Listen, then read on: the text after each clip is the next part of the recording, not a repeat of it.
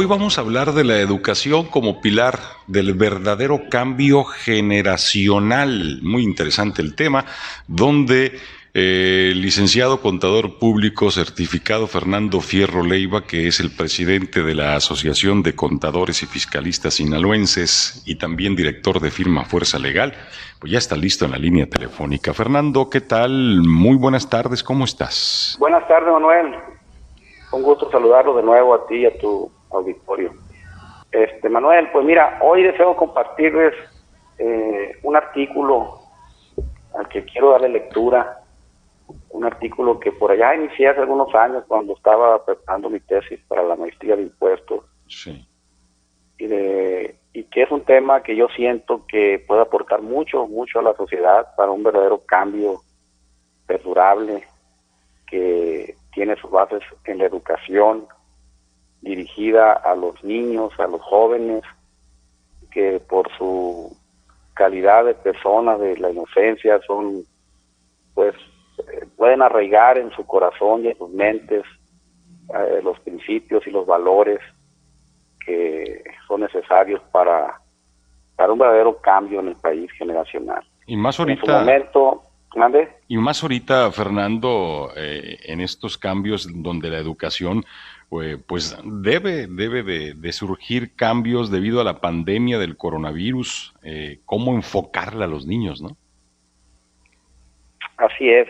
Mira, en su momento a este artículo lo titulé el Día Nacional del Contribuyente. Es una propuesta que ahorita que hay cambios, o estamos en preámbulo de los comicios electorales, de las campañas, pues a lo mejor alguien por ahí lo escucha y lo puede hacer suyo, por supuesto que Claro. nosotros con todo el gusto lo aportamos y pueda formar parte de un nuevo obligatoriedad a nivel nacional en la educación de los jóvenes.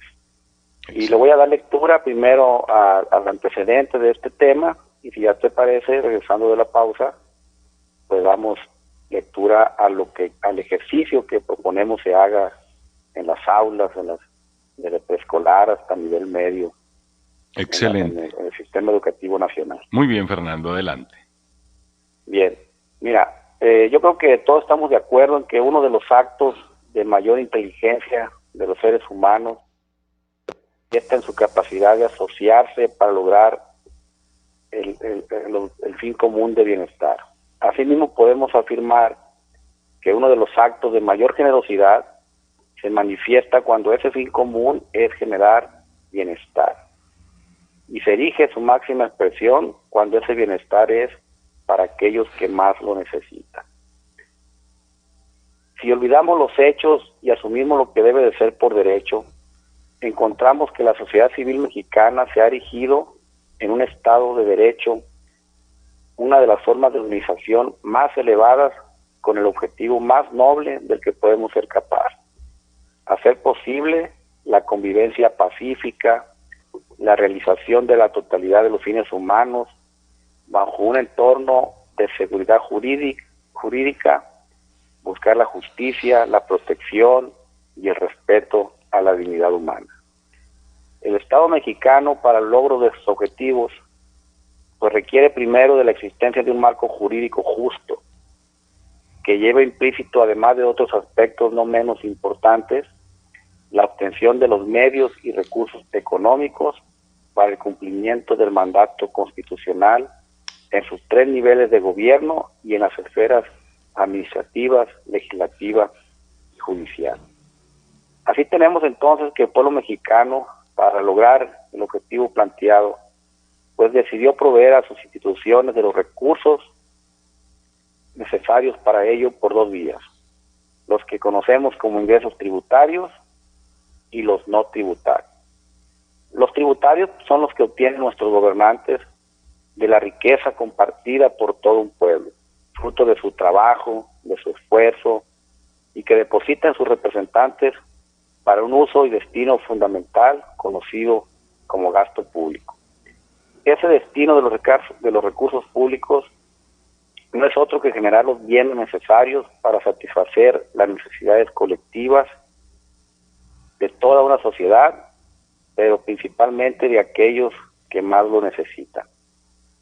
Es por ello que podemos afirmar sin duda que uno de los actos más despreciables de los seres humanos se da cuando aquellos en que se deposita la riqueza compartida traiciona la confianza de todo un pueblo, forjando con estos actos el primer eslabón de una cadena interminable de dolor, sufrimiento y tragedia como consecuencia del bienestar perdido.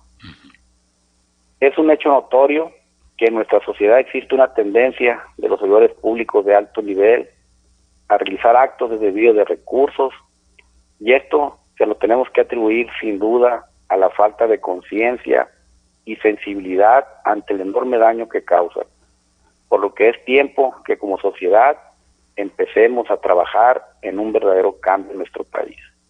Esa falta de valores éticos y morales, calidad y sensibilidad humana solo se pueden abatir en las jóvenes y futuras generaciones con el pilar más importante de toda sociedad jurídicamente organizada, que es, Manuel, la educación. Así es.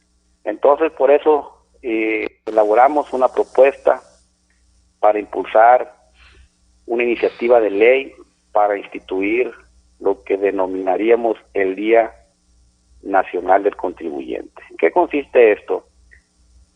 Pues el objetivo general es la institución de ese Día Nacional del Contribuyente en el calendario oficial de los Estados Unidos mexicanos, con un objetivo específico: que se establezca ante el sistema educativo de los 3 niveles de gobierno un día obligatorio en las instituciones educativas, desde el nivel preescolar y hasta medio superior, para que se cree conciencia en los niños y en los jóvenes de la importancia del ejercicio honesto de la función pública y del enorme daño que causa a la sociedad en general los actos de corrupción.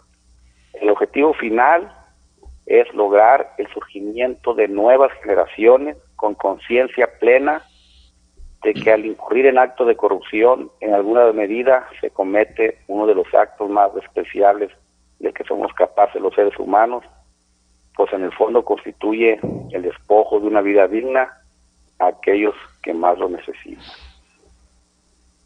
¿Qué medios utilizaríamos? ¿Qué medios se proponen?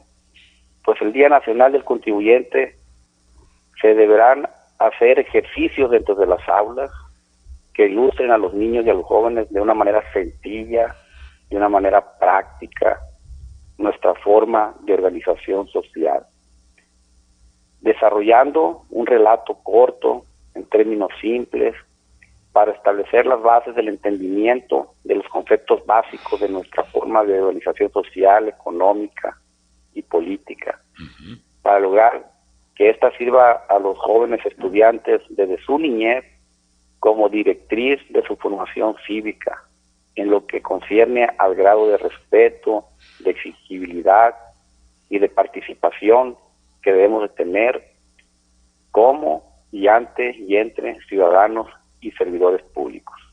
La importancia de la presente propuesta radica en contribuir en el logro de un mayor entendimiento en temas fundamentales para el sano crecimiento y desarrollo de nuestra sociedad, como lo es la forma en que estamos organizados para el logro de objetivos comunes de bienestar, fomentando y motivando en estos la participación activa, la crítica sana y en general propiciando mejores ciudadanos para el futuro. Para el logro del objetivo pongo a consideración el siguiente, un relato breve, en un lenguaje sencillo y sin tecnicismos jurídicos, que pudieran ser utilizados como modelo para realizar ejercicios dentro de las aulas, sean narrados a los niños, a los estudiantes de preescolar, de primaria y fortalecidos en los niveles medios de educación. Entonces, pues si te parece, Manuel, regresando del corte, pues podríamos yo narrarles Sí. lo que proponemos como un relato a los a unos niños dentro de un aula de clase. Está muy interesante para ir formando, ir creando la cultura en las nuevas generaciones, en las generaciones que se están formando en este momento, Fernando. ¿Existe aquí en el país el Día Nacional del Impuesto? Pues no que yo tenga No, ¿verdad? conocimiento, pero sería valiosísimo. O sea, en algún momento es importante que los gobiernos Uh-huh. honren al ciudadano honesto, al ciudadano ejemplar. Sería muy interesante el Día Nacional del Contribuyente. Pienso yo que de esa manera se fortalecería más al ciudadano, se motivaría al contribuyente. Así es, un día para recordarnos a todos, gobernantes y ciudadanos, las bases, la razón de ser, la esencia de nuestra forma de organización social. Alternativa. Diálogo y comunicación real con los actores que generan la noticia. ¿Qué se propone, pues, que se haga en las aulas como parte de la educación para formar a jóvenes con convicciones firmes? Así es, Manuel, mira,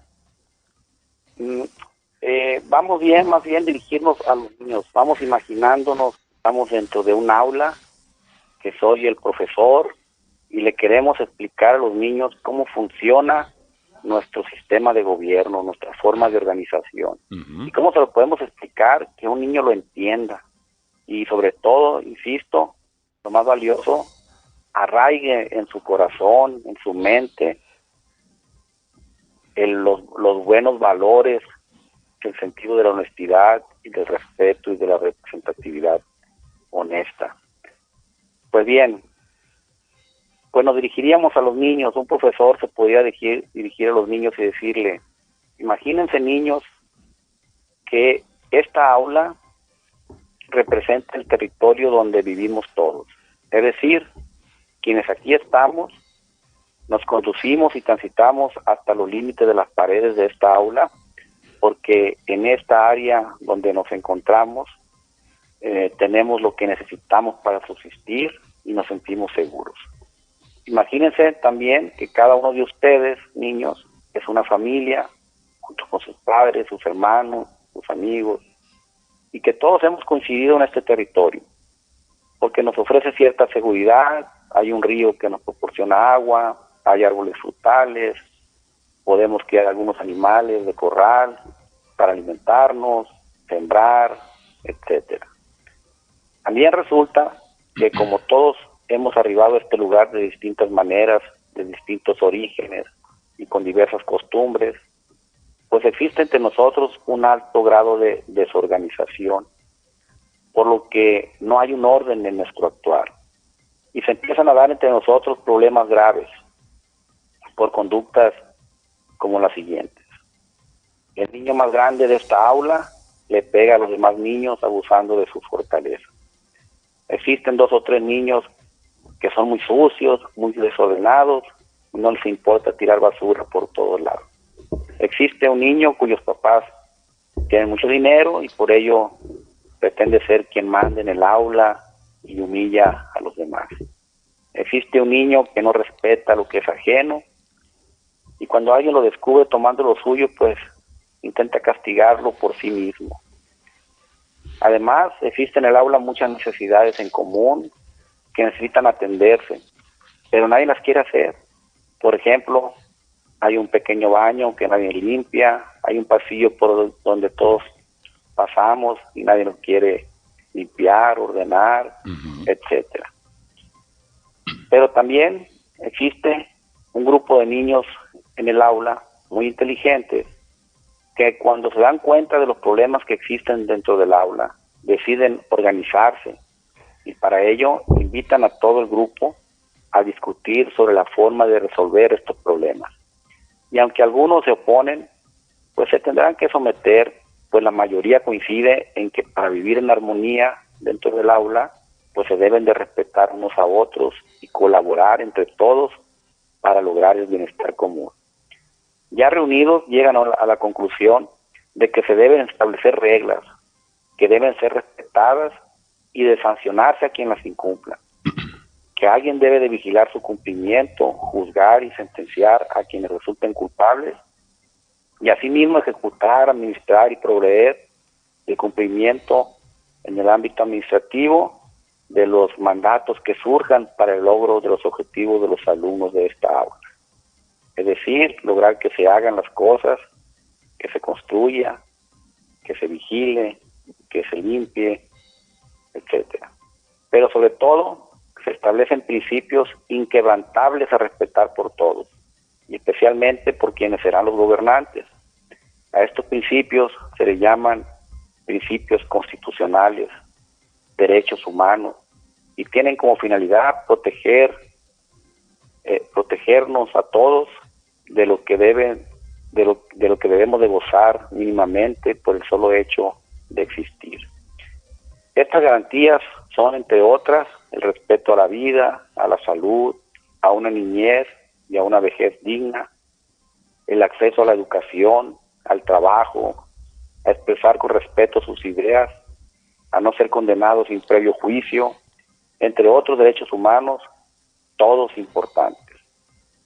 También los niños platican, discuten y concluyen que para lograr lo anterior, es decir, para estar bien organizados y convivir en orden, deben de crear un ente superior, denominado gobierno, formado por ustedes mismos, un gobierno del pueblo, por el pueblo y para el pueblo, como lo dijo Abraham Lincoln en su histórico discurso de Pensilvania el 19 de noviembre de 1863. Es decir, un gobierno de los alumnos de esta aula, para los alumnos de esta aula y para beneficio de los alumnos de esta aula.